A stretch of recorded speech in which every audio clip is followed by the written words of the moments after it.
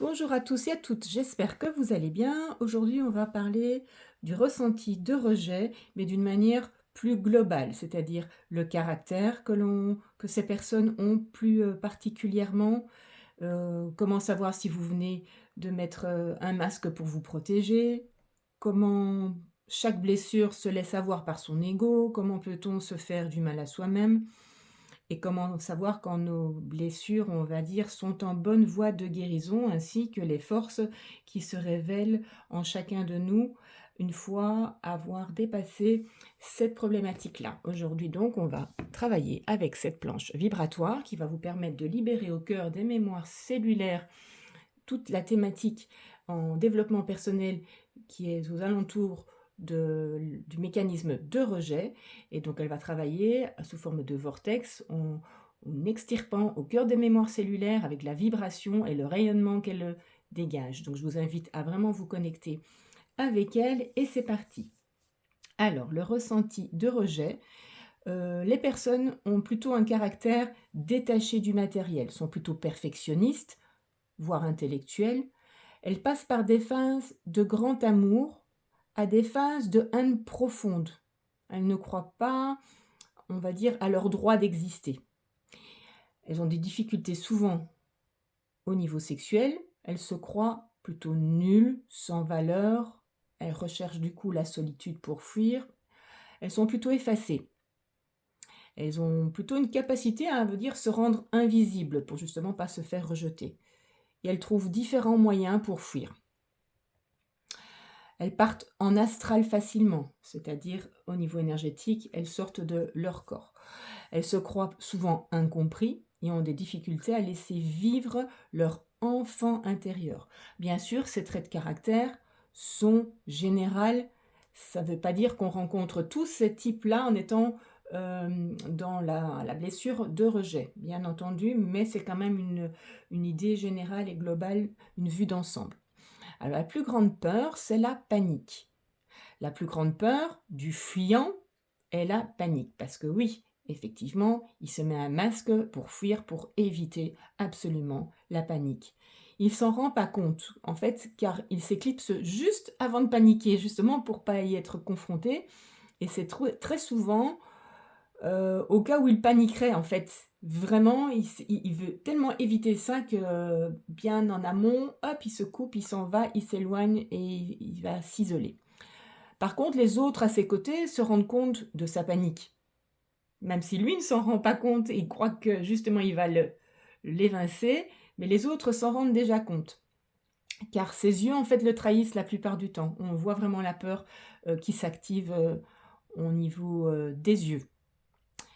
Alors, comment savoir si vous venez de mettre un masque de fuyant pour vous protéger? Lorsqu'en fait votre ressenti de rejet est activé, vous mettez le masque du fuyant. Ce masque celui-ci va vous porter à vouloir plutôt fuir la situation, voir la personne, les expériences de vie que vous croyez être à la cause de ce ressenti que vous avez de rejet, par peur de paniquer et de vous sentir impuissant. Et en fait, ce masque que vous mettez peut aussi vous convaincre de devenir le plus invisible possible en vous retirant à l'intérieur de vous-même, en vous disant ou en ne faisant rien qui puisse vous faire rejeter davantage en fait par quelqu'un d'autre ou par un type de situation ou par des prises de décision que vous prendriez. Et ce masque vous fait croire que vous n'êtes pas assez important pour prendre votre place et que vous n'avez pas le droit d'exister au même titre que les autres. Alors, comment cette blessure se laisse avoir souvent par son ego, parce que c'est toujours ça le travail à faire, c'est bien que l'ego, c'est l'enfant qui veut en fait se protéger et ne plus souffrir, donc il commence à avoir des mécanismes justement de protection. Alors, dans ce cas-ci, le fuyant, il se fait croire à lui-même qu'il s'occupe bien de lui, dans toute autonomie, tout va bien, et qu'il s'occupe bien des autres, pour ne pas, en fait, sentir les différents rejets qu'il a reçus ou qu'il pourrait recevoir. Donc, en fait, il se baratine en se convainquant lui-même de cela, il s'occupe très bien de lui. Et donc comment il peut se faire du mal en fait à lui-même? Ben, celui qui souffre en fait de rejet alimente ce ressenti, cette blessure, chaque fois qu'il se, traite de nul ou qui va dire, «Je suis bon à rien» ou il va faire aucune différence dans la vie des autres et chaque fois qu'il fuit cette situation, ça va être comme ça. En fait, au niveau du vocabulaire, ça va être plutôt nul, rien, inexistant, pardon, disparaître. Voilà le type de paroles qu'il va et de mots qu'il va utiliser. Alors, comment savoir si votre, ressenti de rejet est en bonne voie de guérison, que vous êtes sur le chemin et que vous avancez petit à petit, vers la résilience que peut révéler cette blessure. Alors cette blessure, elle est vraiment en voie de guérison lorsque vous prenez de plus en plus votre place, que vous osez vous affirmer. En plus, si quelqu'un semble oublier que vous existez, vous pouvez être quand même bien dans votre peau. C'est quand même ça le but, hein. Donc et il arrive beaucoup moins de situations aussi où vous avez peur de vivre de la panique et ça veut vraiment vous révéler que vous avancez, que vous êtes vraiment sur le bon chemin et il faut continuer dans cette voie-là pour arriver à une résilience totale qui va vous permettre d'activer les forces positives, le potentiel qui est en vous une fois, le ressenti, la blessure qui est guérie. Donc derrière, en fait, ce masque qui est le fuyant, donc c'est-à-dire la blessure de rejet, le ressenti émotionnel de rejet, se cache une personne qui est capable d'en prendre beaucoup dans la vie sur lui-même, de doter d'une bonne endurance de travail, une bonne persévérance. Et c'est une personne qui est très débrouillarde. Elle est douée d'une très bonne capacité de créer, d'inventer, d'imaginer, très très créative. Cette personne a aussi des aptitudes particulières à travailler seule, donc elle est vraiment indépendante et assez autonome et efficace. Elle pense vraiment à d'innombrables détails, elle est très performante. Cette personne est apte aussi à réagir en cas de besoin et en mesure de faire ce qu'il faut, je veux dire, en cas d'urgence. S'il y a vraiment une problématique, ça fera une personne sur laquelle on peut compter, qui va être très réactive et voir directement là où il faut aller et ce qu'il faut faire. C'est une personne aussi qui n'a pas vraiment besoin des autres à tout prix. Elle a vraiment ce potentiel-là. Elle peut très bien se retirer et être très bien seule. Mais elle peut aussi être bien avec les autres, on est bien d'accord, mais ce n'est absolument pas, on va dire, la problématique ne sera pas celle-là.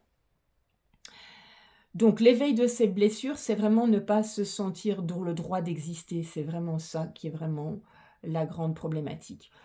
Alors c'est vrai qu'il y a, des tendances plus à avoir avec le parent, des problématiques avec le parent du même sexe, mais bon, moi personnellement, j'ai déjà vu avec des personnes du sexe, opposé au niveau des parents que la problématique vient de là, parce qu'on le sait très bien, on est tous polarisés et tout dépendra aussi de la polarité dominante du parent. Une femme peut avoir un caractère très yang, très masculine, très autoritaire et donc elle va révéler autre chose que le féminin en elle et inversement pour le père, ça peut être parfois une polarité très créative, très féminine, avec moins d'autorité. Donc c'est vrai que d'une manière globale, c'est avec le parent du même sexe qu'il y a une problématique, mais tout dépend, voilà, de la polarité du parent en règle générale. Et c'est des personnes qui physiquement sont quand même assez, minces, assez contractées, donc vraiment, assez fragmentées avec vraiment dans les yeux, on voit vraiment un masque autour des yeux avec la peur que l'on peut déceler. Donc voilà en fait les caractéristiques, on va dire, physiques, mais aussi donc les masques de protection que l'on se met avec, le potentiel qui est à révéler en chacun de nous. Donc voilà, donc je vous invite vraiment à travailler avec cette planche vibratoire qui va vraiment vous permettre de libérer au niveau énergétique, les mémoires cellulaires qui correspondent à ce ressenti de rejet. Je vous les propose pour le moment, pour la fête des mères, fête des pères, mais jusqu'au 21 juin avec moins 20% avec le code promo univers 20 que vous allez trouver dans la barre de recherche, le lien dans l'e-boutique de Sorélien. Alors, c'est vraiment, un beau cadeau aussi qu'on peut faire pour la fête des mères et fête des mères fête des pères, fête des mères, parce que vous pouvez le mettre aussi sous cadre, hein. Vous achetez on va dire sur le roi au roi Merlin, un encadrement d'une dizaine d'euros et ça fait vraiment, une belle décoration qui permet aussi, au-delà du travail que c'est le travail sur les blessures, ça harmonise les lieux, ça nettoie les lieux et ça augmente le niveau vibratoire des lieux, ce qui est très important pour se sentir bien chez soi.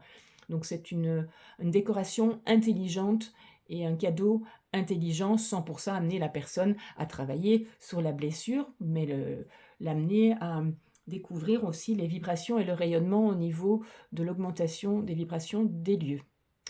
Voili voilà, donc bientôt on va se retrouver pour une autre, vidéo qui va vous parler des autres, ressentis également et je vous souhaite une très belle journée et on se retrouve tout bientôt.